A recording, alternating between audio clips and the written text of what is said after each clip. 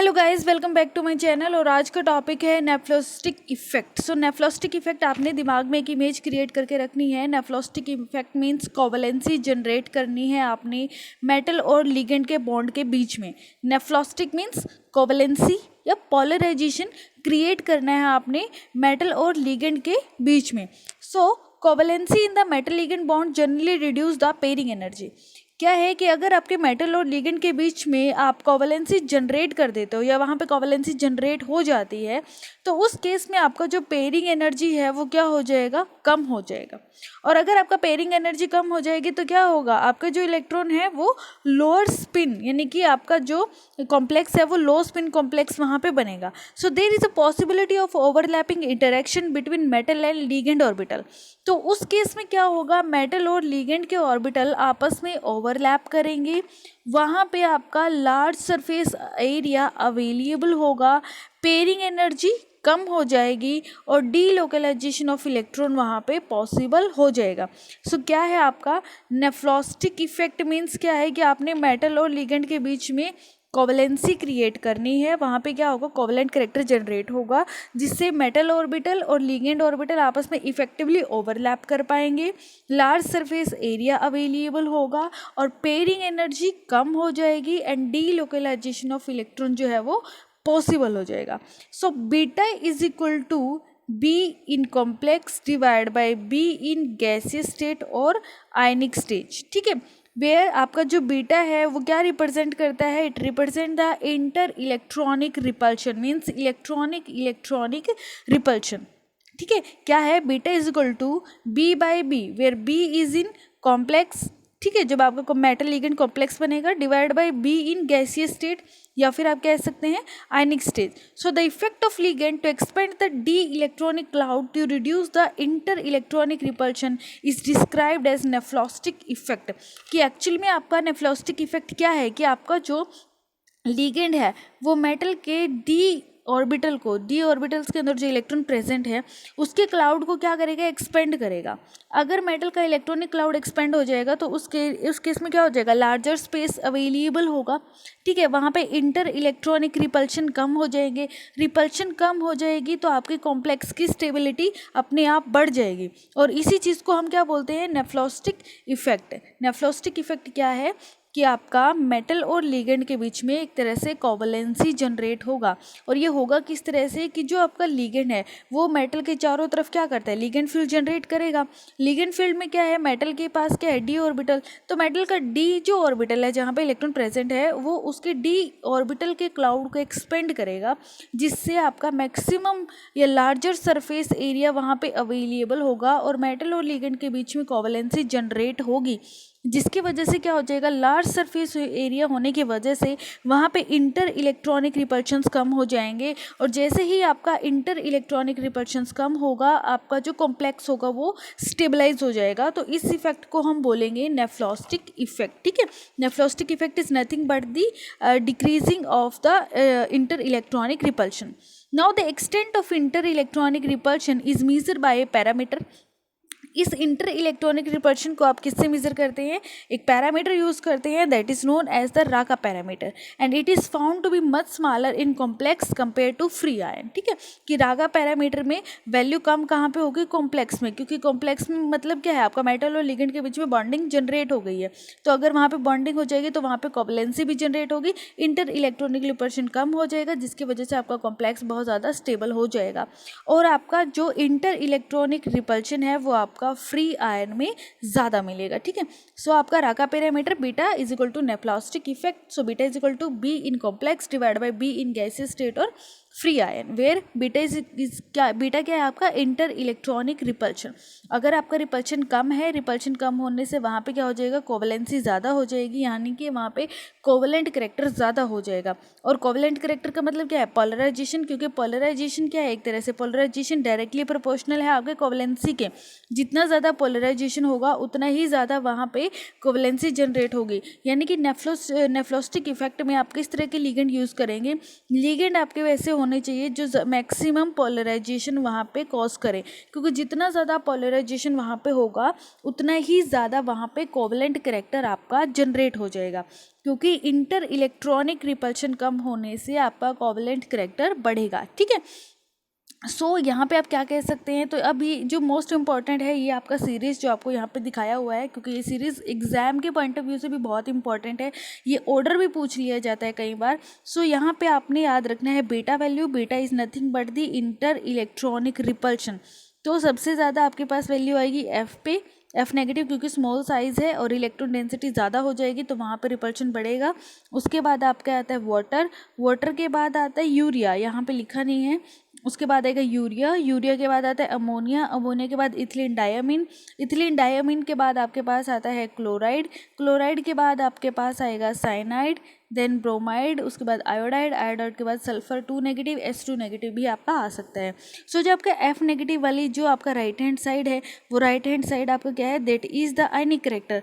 और जो आपका लेफ्ट हैंड साइड है, लेफ्ट हैंड साइड है आपकी कोवलेंसी, यानी कि जो आपका मैक्सिमम पोलराइजेशन क्रिएट करेंगे, यानी कि जहाँ पे आपका कोवलेंसी ज़्यादा होगा। तो पेपर में ये सीरीज़ भी पूछ ली जाती है, तो आप इसको याद कैसे रख सकते हैं, जैसे F है, F से हो जाएगा फसल, फसलों में क्या डालता है, पानी, तो फसल पानी यूरिया, क्योंकि उसके साथ उसमें यूरिया भी डाला जाता है। यूरिया में क्या आ गया, NH2, NH2 से ही याद रखो कि नेक्स्ट हो जाएगा अमोनिया, और अमोनिया से ही याद रखो इथिलीन डायमीन, डायमीन यानी कि 2NH2 ग्रुप है। उसके बाद आ जाएगा हमारे पास क्लोराइड, क्लोराइड C से ही याद रखो साइनाइड, देन ब्रोमाइड, आयोडाइड और H2 नेगेटिव। तो आप इसको इस तरह से याद रख सकते हैं, फसल पानी urea, ammonia ethylene diamine, chloride cyanide bromide iodide and H2 negative. और हमारे पास जो राइट हैंड साइड है वो क्या है मेरा, वो आयनिक है, आयनिक करेक्टर जहाँ पे ज़्यादा है, और लेफ्ट हैंड साइड मेरा क्या है, कोवलेंसी, या जहाँ पे मेरा कोवलेंट करेक्टर ज़्यादा है। ठीक है, चलिए नेक्स्ट हमारे पास है कि बीटा, बीटा डायरेक्टली प्रोपोर्शनल होगा हमारे आयनिक करेक्टर के, क्योंकि बीटा क्या रिप्रेजेंट करता है, इंटर इलेक्ट्रॉनिक रिपल्शन। और अगर बीटा मेरा कम है मतलब कोवलेंसी मेरी ज़्यादा है, तो हम ये कह सकते हैं कि बीटा डायरेक्टली प्रोपोर्शनल है आयनिक के एंड इनवर्सली प्रोपोर्शनल है कोवलेंसी के। जहाँ पे बीटा की वैल्यू ज़्यादा होगी वहाँ पे आयनिक करेक्टर भी ज़्यादा होगा और वहाँ पे कोवलेंसी अपने आप कम हो जाएगी। सो आप इसको इस तरह से याद रख सकते हैं, beta directly proportional to ionic character and inversely proportional to the covalent character या कोवलेंसी। ठीक है, नेक्स्ट चीज़ जो हमारे पास आती है, in terms of metal the covalent trend is, अगर आपको लीगेंड की फॉर्म में ना देके आपको मेटल कैटायन की फॉर्म में पूछा जाए तो आपका ऑर्डर किस तरह से होगा। Again this is very important from the exam point of view, तो ये बहुत ज़्यादा इंपॉर्टेंट सीरीज़ है। इसको आप किस तरह से याद रखेंगे, जैसे आपके पास है Mn+2। ठीक है, देखिए पोलराइजेशन का मतलब क्या होता है कि पोलराइजेशन किस तरह से होगा, पोलराइजेशन आपका कैटायन और एनायन की वजह से होता है। ठीक है, सो कैटायन पे क्या है आपका पॉजिटिव चार्ज, एनायन आपका नेगेटिवली चार्ज है, तो कैटायन का साइज जितना ज़्यादा छोटा होगा वो उतना ही ज़्यादा, यानी कि मैक्सिमम पोलराइजेशन कैपेसिटी वहाँ पे होगी। सो कैटायन पे आपका मैक्सिमम चार्ज होना चाहिए, और मैक्सिमम चार्ज मतलब स्मॉल साइज। एनायन का क्या होना चाहिए, एनायन का जो साइज़ है वो लार्ज होना चाहिए। ठीक है, एनायन पे आपका मैक्सिमम नेगेटिव चार्ज होना चाहिए वहाँ पे, जिससे साइज़ बढ़ जाएगा ऑटोमेटिकली। ठीक है, सो कैटायन की अगर बात करें तो यहाँ पे मैक्सिमम ऑक्सीडेशन स्टेट मेटल पे होनी चाहिए। सो यहाँ पे सबसे पहले है Mn+2, उसके बाद है वेनेडियम+2, देन निकल+2, उसके बाद है molybdenum, chromium, rhodium, cobalt and platinum. तो आप इसको याद कर सकते हैं, जैसे मैंने अभी यहाँ पर छोटा सा एक ट्रिक बनाया है, Mn से मन, V से वी, नहीं से नहीं, लगदा से कुछ नहीं है, मन भी नहीं लगता, M से मोहे, Cr से करो, RH से रहम और कोबाल्ट प्लेटिनम, ये ऐसे याद हो जाएगा। तो इसको याद करने का ट्रिक क्या हो जाएगा, मन भी नहीं लगता, मन भी नहीं लगता, मोहे करो रहम, कोबाल्ट प्लेटिनम। ठीक है, अब बारी आती है ऑक्सीडेशन स्टेट की। सो प्लेटिनम पे आपका +4 रहेगा। ठीक है, उसके बाद हमारे पास क्या रहेगा, +3 +3 +3, और +3 कितनी बार आएगा, 4 बार, क्योंकि प्लेटिनम पे +4 है तो यहाँ से याद रखो। उसके बाद 4 बार +3, और बचे हुए +3 पे क्या हो जाएगा हमारा +2। ठीक है, क्या है, मोहे करो रहम, सॉरी, मन भी नहीं लगता, मोहे करो रहम, कोबाल्ट प्लेटिनम। सो प्लेटिनम पे +4, तो 4 से याद रखो। नेक्स्ट पे क्या है, नेक्स्ट पे 4 बार 3 आएगा, और अगले पे जो अगले 3 बचे हैं उन पे 2 आ जाएगा, तो 4 3 2। ये इस तरह से आपका मेटल का सीरीज हो जाएगा। क्या है, मन भी नहीं लगता, मोहे करो रहम, कोबाल्ट प्लेटिनम। ये है मेरा नेफ्लॉस्टिक सीरीज़ है जो मेरी मेटल के केस में है, और लीगेंड के केस में था फसल पानी urea, ammonia, ethylene diamine, chloride, cyanide, bromide, iodide. ये है मेरा किसके केस में, लीगेंड के केस में। और मेटल के केस में है मन भी नहीं लगता, मोहे करो रहम, कोबाल्ट प्लेटिनम। ठीक है, चलिए नेक्स्ट हमारे पास आता है loss of exchange energy generally increase the pairing energy. क्या है एक्सचेंज एनर्जी फाइंड आउट करनी है, बहुत इंपॉर्टेंट टॉपिक है, फाइंड आउट करना आता है exchange energy. So loss of exchange energy यानी कि जहाँ पे मेरा एक्सचेंज एनर्जी का लॉस ज़्यादा होगा उस केस में मेरी पेयरिंग एनर्जी भी क्या हो जाएगी, इंक्रीज हो जाएगी। यानी कि हम ये कह सकते हैं exchange energy directly proportional to the pairing energy. जहाँ पे एक्सचेंज एनर्जी का लॉस ज़्यादा होगा उस केस में आपका पेयरिंग एनर्जी भी क्या हो जाएगा, बढ़ जाएगा। So exchange energy is considered as driving force of Hund's rule of maximum multiplicity. यानी कि एक्सचेंज एनर्जी डायरेक्टली प्रोपोर्शनल होगा आपके नंबर ऑफ अनपेयर्ड इलेक्ट्रॉन पे। क्या है, exchange energy directly proportional to the number of unpaired electron. Number of unpaired electron के directly proportional होगा exchange energy. किसको निकालने का फॉर्मूला क्या है, exchange energy directly proportional to the XC2 where X is the number of unpaired electron. Find out कैसे करेंगे, exchange energy is equal to KEX into x minus 1 divide by 2 where x क्या है आपका number of unpaired electron. So suppose आपके पास क्या है D6 है, D6 क्या है लो स्पिन। सो अगर आप लो स्पिन बनाएंगे तो देखिए सारे के सारे पेयर अप हो जाएंगे। ठीक है, हम एग्जाम्पल पहले डिस्कस करते हैं हाई स्पिन के अंदर। हाई स्पिन में क्या हो जाएगा, हाई स्पिन में हो जाएगा T2G4 और EG2। ऑक्टाहेड्रल के केस में है तो T2G4 हो जाएगा और EG क्या हो जाएगा मेरा 2। ठीक है, अब हमारे पास क्या है, इसको फिलिंग करेंगे। T2G में मैंने 4 डाला, EG में 2 डाला। अब अगर आप ध्यान से देखें तो यहाँ पे मेरे जो स्पिन देखनी है आपने, स्पिन चेक करना है। स्पिन EG में क्या है 2 अपवर्ड है और T2G में मेरे 3 अपवर्ड है, यानी कि 3 जो स्पिन है वो मेरी ऊपर है। तो अपवर्ड स्पिन कितना हो गया मेरा, टोटल 5। और अगर आप डाउनवर्ड देखें तो डाउनवर्ड स्पिन जो है वो एक ही है मेरा T2G में जहाँ पे पेयरिंग हुई है। तो अपवर्ड स्पिन हो गया 5, डाउनवर्ड स्पिन हो गया मेरे पास 1।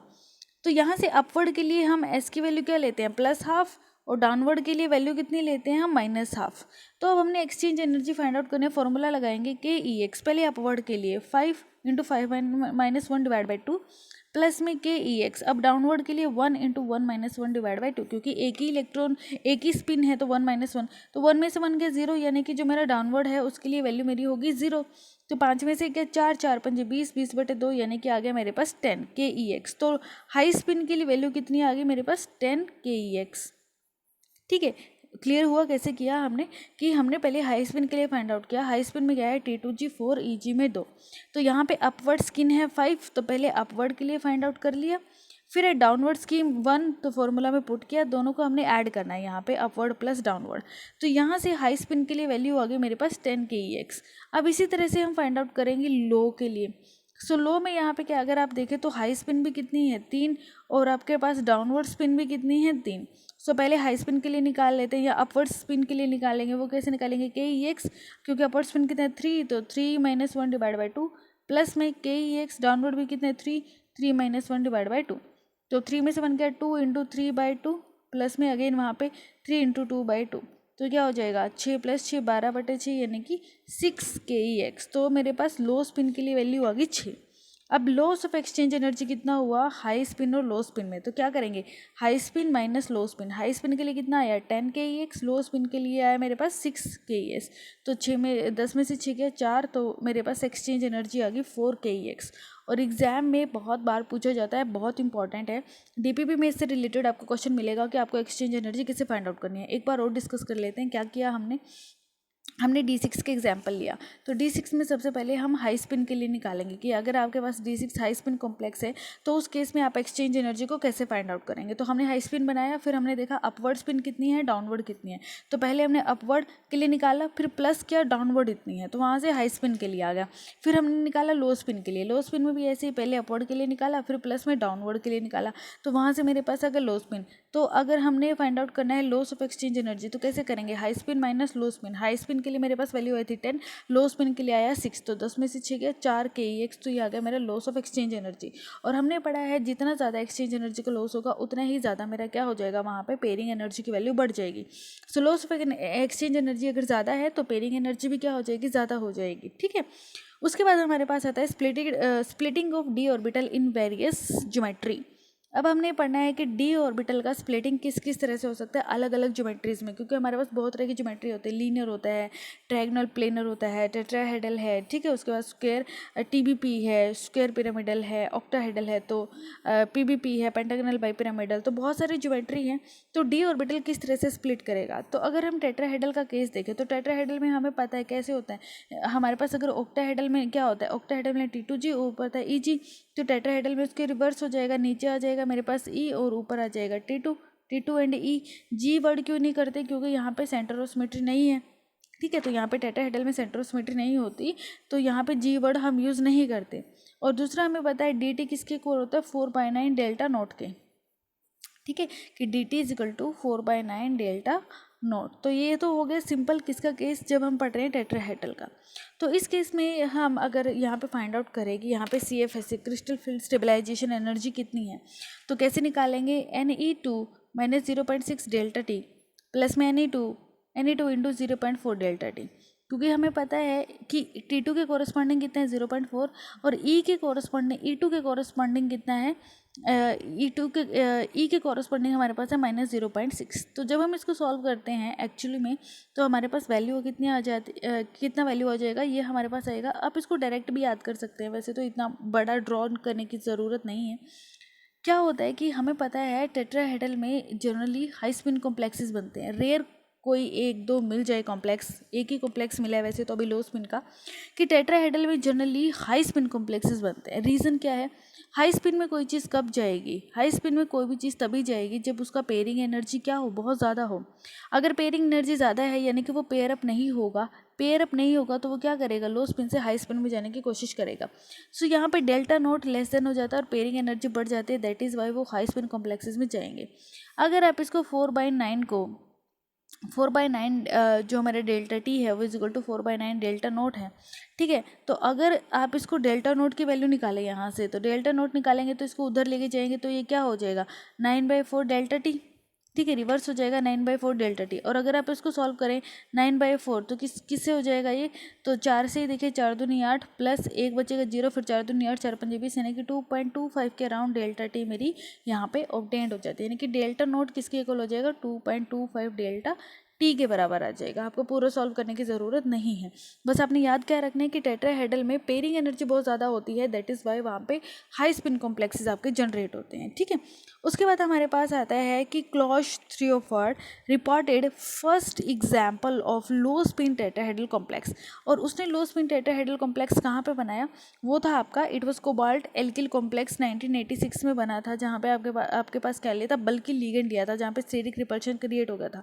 इसके एग्जाम्पल आपके पास टेट्रा बीस 1 नॉरबर्निल कोबाल्ट +4 कॉम्प्लेक्स, ये आपको याद रखना है क्योंकि पेपर में रेयर या एक्सेप्शन केसेस ही पूछे जाते हैं। सो टेट्राहेड्रल का एक ही केस बना था कोबाल्ट +2 के साथ, और जहाँ पे हमने नॉरबर्निल यानी कि नॉन बॉर्निल जो हमारा बल्कि लिगेंड है उसका यूज़ किया था। तो टेट्रा बीस 1 नॉन बॉर्निल कोबाल्ट +4 का कॉम्प्लेक्स था, जो हमारे पास क्या था, फर्स्ट कॉम्प्लेक्स था टेट्राहेड्रल का जो लो स्पिन बना था आपके पास, ठीक है। नेक्स्ट हमारे पास क्या है, अब अगर मैं एग्जांपल लूँ कोबाल्ट का, कोबाल्ट में क्या है हमारे पास D5 कॉन्फ़िगरेशन है, ठीक है।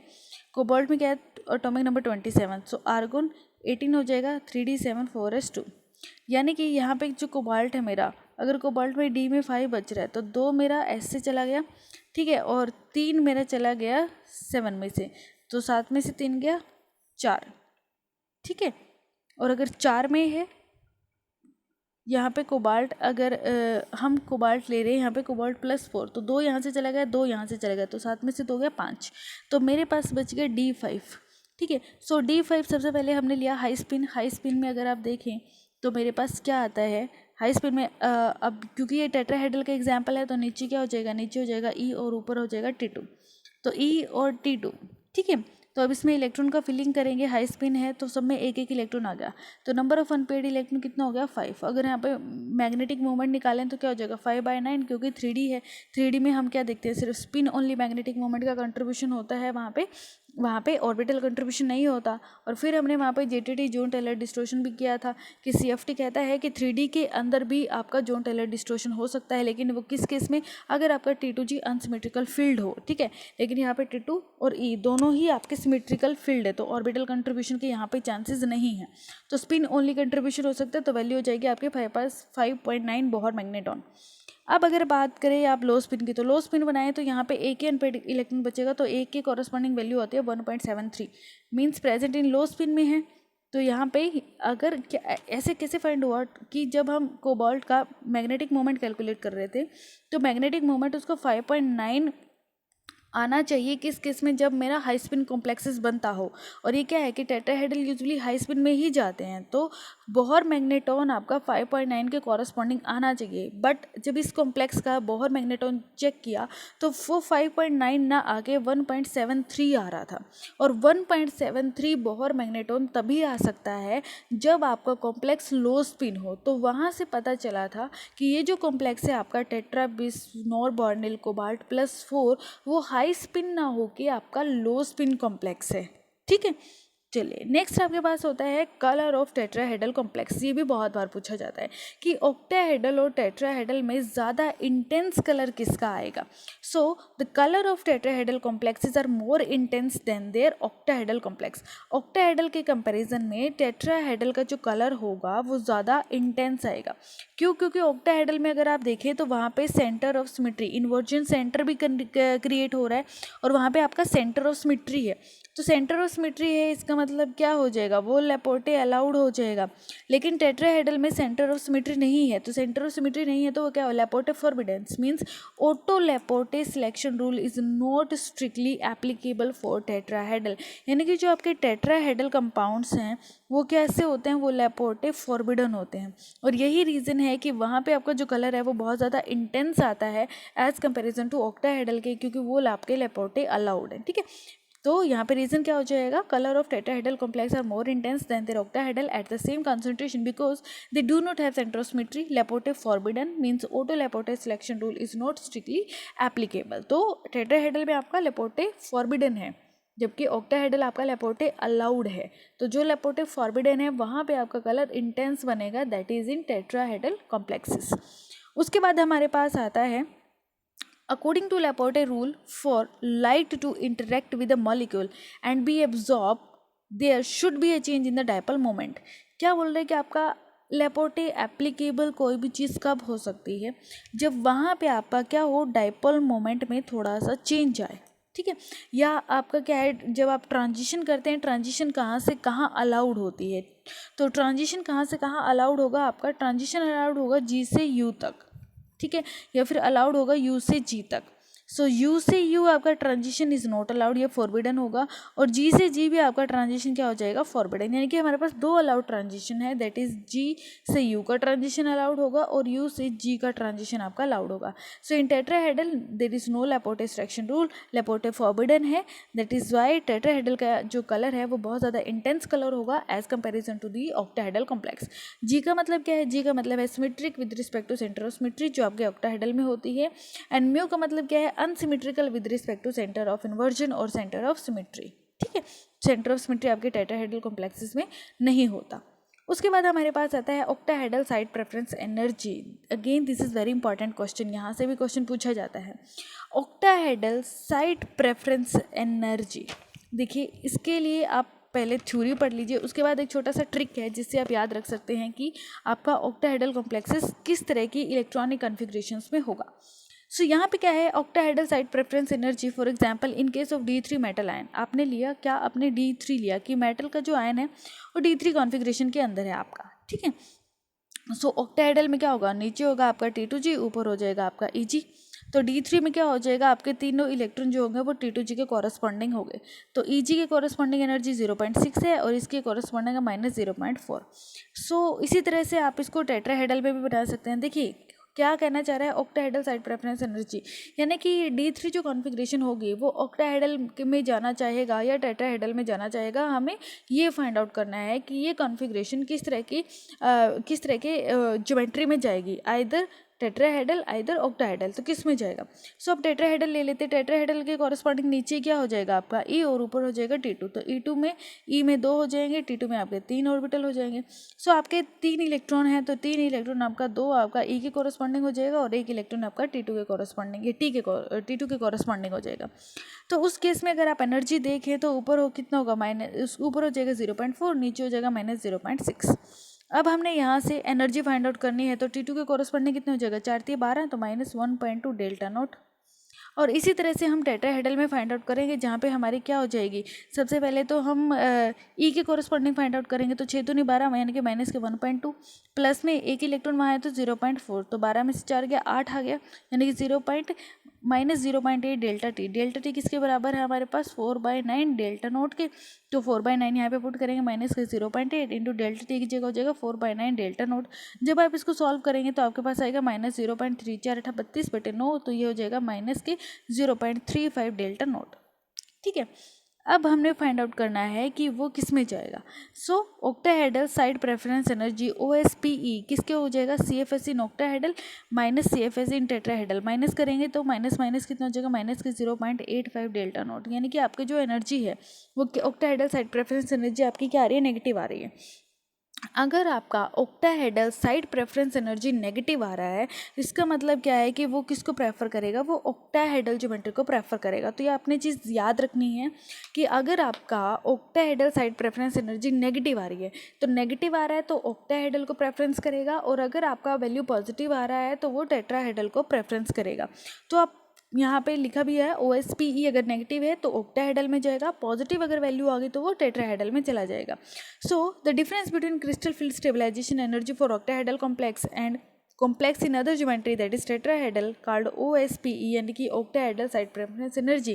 If we have to determine preference energy then we have to determine the difference in CFSE corresponding to these two geometry, also called site selection rule. Site selection rule का मतलब यही होगा कि आपका जो कॉन्फ़िगरेशन है वो किस ज्योमेट्री को प्रेफर करता है, आइदर वो ऑक्टाहेड्रल में जाना चाहेगा या फिर वो आपका टेट्राहेड्रल में जाना चाहेगा। ठीक है, सो और फैक्टर क्या हो सकते हैं जो ज्योमेट्री को अफेक्ट कर सकते हैं कि वो किस तरह के साइड सिलेक्शन में जाएगा, ऑक्टाहेड्रल में जाएगा, टेट्राहेड्रल में जाएगा।